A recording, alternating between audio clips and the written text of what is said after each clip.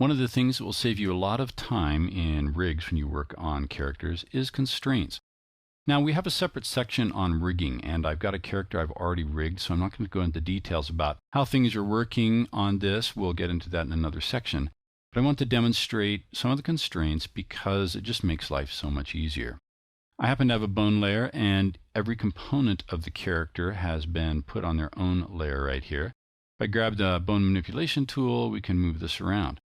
Now, unless you want bizarre effects, which you may want sometimes, there's a certain level of range of motion that becomes apparent when you work with it, and sometimes it's very easy, believe it or not, to get out of whack with bones when you're working with that, including doing things like this that look rather painful and can happen by accident. So one reason you might want to work with constraints is to prevent those little accidents from happening in the first place. Go ahead and select this bone right here. We can see that when we come to the bone selection tool, that happens to be bone B6. I didn't name any of these, but that's the upper leg. We can come down to bone constraints. Let me right click and drag the canvas over a little bit.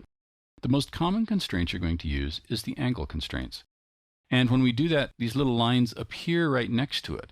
Now we can go ahead, for example, and use the scroll wheel and simply adjust this dynamically.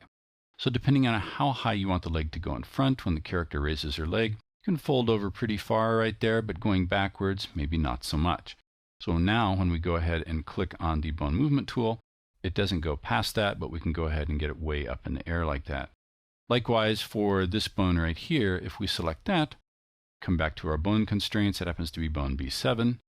We can do angle constraints, and we can say, you know what, I really don't want that hyperextending, so I'm just going to shut this down right here to 0 degrees, if not a little less than that, so that the leg just will not move forward at that point. When we come back to this, it just won't. It'll go the other way, but stops right there. So that makes your life much easier in terms of posing and animating your scenes using Anime Studio Pro. Let's go ahead and look at some of the other constraints and simply talk about them real quickly. We've looked at target, which is in the constraints section, but it's how you go ahead and make the bones behave a little bit better. Check that movie out if you'd like to see that one. As far as angle bone controls, when you start building complex, even mechanical bone rigs, you can use these other three constraints to really create some sophisticated, complex effects very easily. Instead of creating a complex scene and then trying to deconstruct it for you, all I can say is that these allow you to go ahead and control one group of bones with another in terms of angle, position, and scale. You can do some fantastic things that way, and just, well, it's a lot of fun to play with. That's all I can say.